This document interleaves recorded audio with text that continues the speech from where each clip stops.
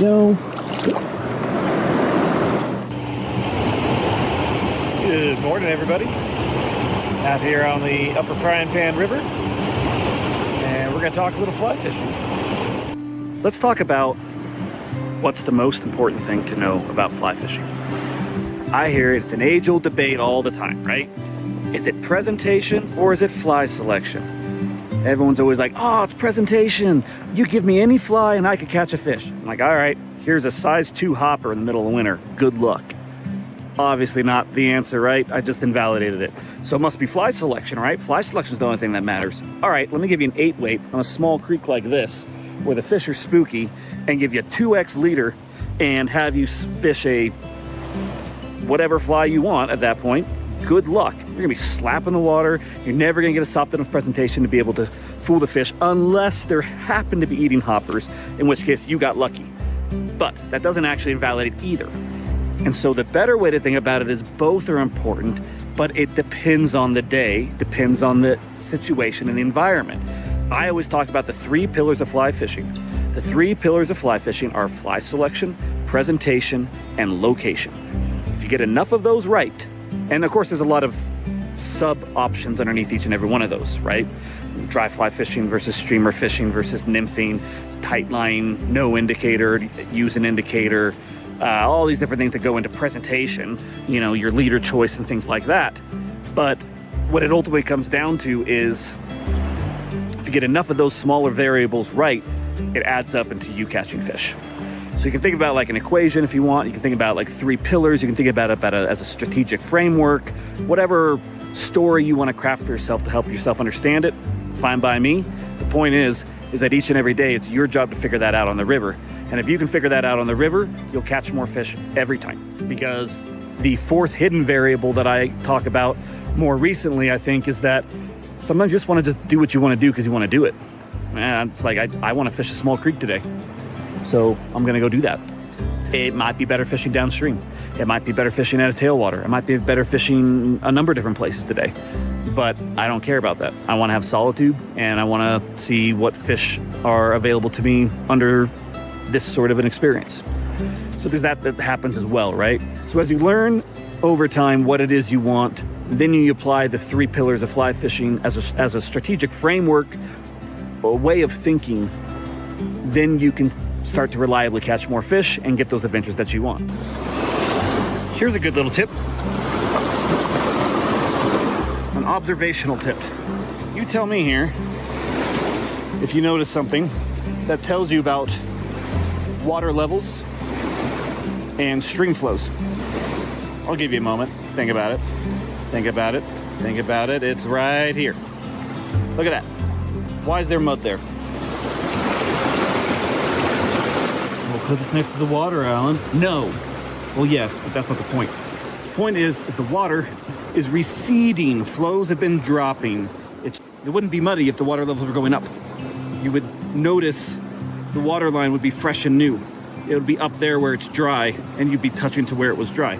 So it's just one of those things you can just notice that the stream flows are slowly dropping, and so that might be affecting the fish, putting them in these deeper holes like this.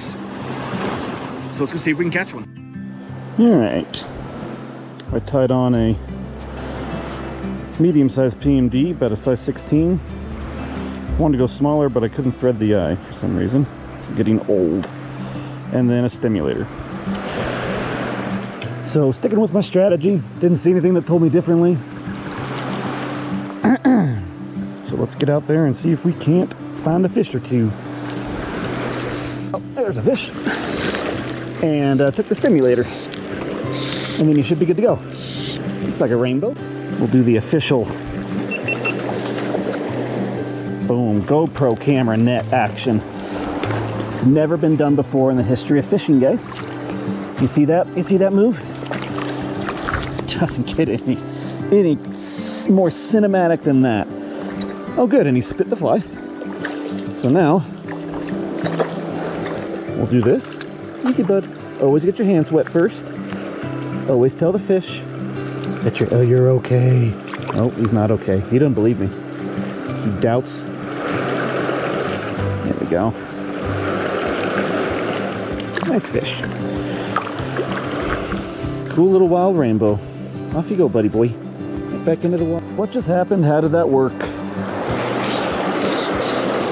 That worked exactly like we thought it would. We found the rising fish. He wasn't actively rising, but he was willing to eat a dry fly. And he ate the stimulator. Again, if we look at what the forage was around here, time of year, it makes perfect sense. Also, stimulator is just one of those flies that seems to work a lot. I mean, it's probably one of the top 20 flies out there.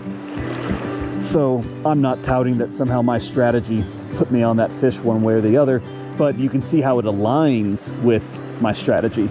And on tougher days where the fishing is more difficult, requires a little bit more thought maybe, you're gonna want that strategy. See if we can't find one more in this run, then we'll fish the sides. See how I'm kind of trying to fish left to right, start at the back of the pool, work my way up. That's important in small rivers. If you just go throw one hero cast right to the top of that hole and you catch a fish, that's great, but you're gonna spook that fish that was at the back of that rock right there. And if you do it the other way, you've got a chance of catching both. Also, nice, caught me a stick on the back cast. That would be another important tip, except that it's not. Don't do that. All right, so again, just trying to get kind of this sidearm cast going and then soft launch it, underpower it so it gets over to the far side of the stream. I don't know if I have the right words to describe how I do casting in small creeks, but if there's one tip I'll give you is mix it up, do things non-traditionally, and you'll find all sorts of cool new ways to get your fly where it needs to be.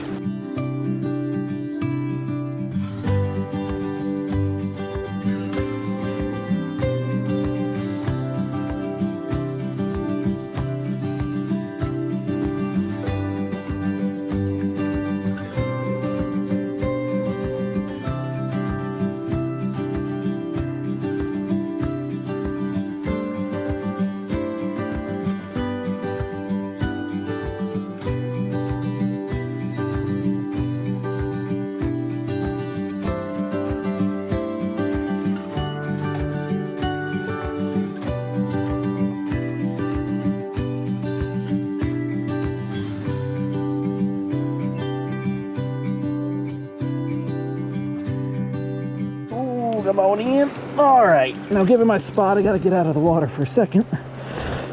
What a nice fish. Well, no, buddy, turn yourself around. Or just go hide in the rocks, that makes good sense.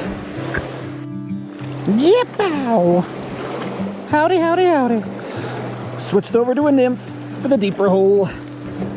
And it paid off. Come here, buddy. I think there was a bigger fish in there, I'm not sure. Hold on, hold. These fish are so feisty today.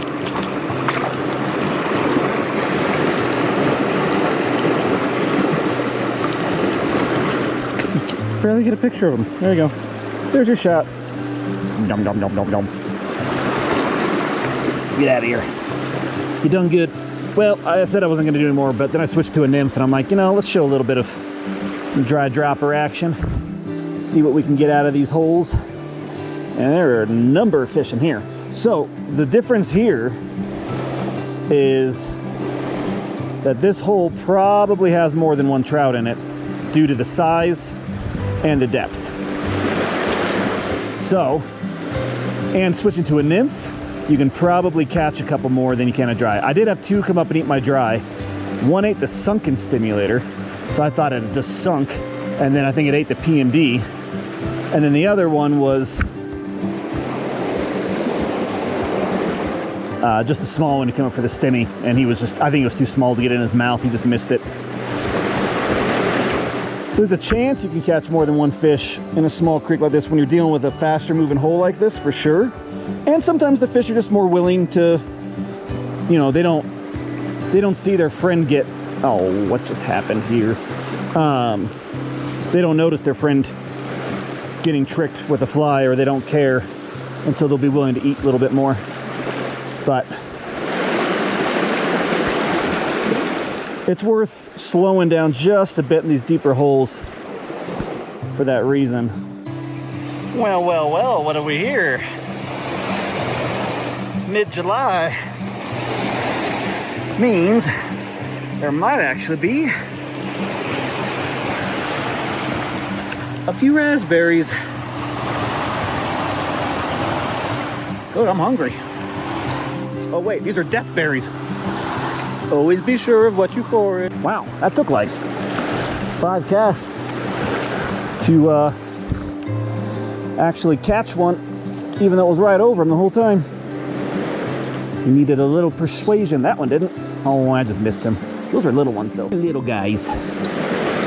They couldn't even track the dry fly under. When your stimulator that's missing hackle is a buoy, you know it's not the biggest fish of the day. There we go. And they came right back for it. When they're really little like this, they don't, you know, I didn't really hook them all that bad. You can usually get a second go at.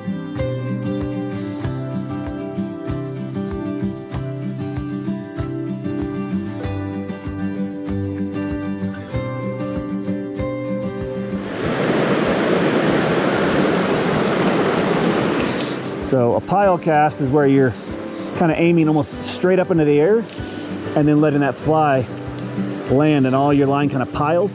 So that way the faster current below takes and drags out your line before the fly gets its drift messed with. It's a good way to introduce a little bit of slack into your line and allow for a nice dry fly drift, or just a good dead free drift, and then put some fish to the net. Just like this guy here, our biggest brown of the day.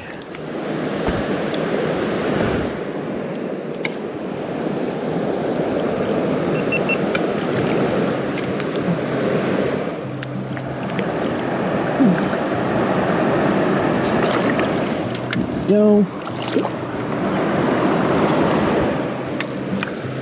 Hold still. Go. Nice and easy release. Quick. And then let's do, so you just throw it downstream like this. I've got cameras to turn off. All right, well, that concludes the day. I think I've done 3 sign-offs now. But let's recap as I walk back to my car. First, where you stand in the river makes a huge difference on your ability to cast and get really simple drag-free drifts. Balance the difference between not spooking the fish, you know, keeping your distance and being able to stay stealthy, with also being able to achieve the drift you want to. So it's always kind of a back and forth trade-off based off of the river, see what you can get away with. But I would say err on the side of getting closer to the fish than further away if you have to, especially on a small creek. If you see that you're spooking the fish as you're getting up on them, well then there's your answer. You got to step back more, but find that balance. Then systematically fishing a hole, hugely important. Really important to figure out where the, you know, fish the back of the hole first, closest to you to furthest away. You know, for me, this was left to right, and then systematically work my way up. I was able to pull out a couple of fish out of each hole, whereas if I had just gone to the top of the hole, I would have probably just caught 1 fish. So I don't know. I think I got like maybe 10 fish or something in like an hour or so. That's with talking and rigging up and all that stuff. But generally speaking, pretty decent day for the river.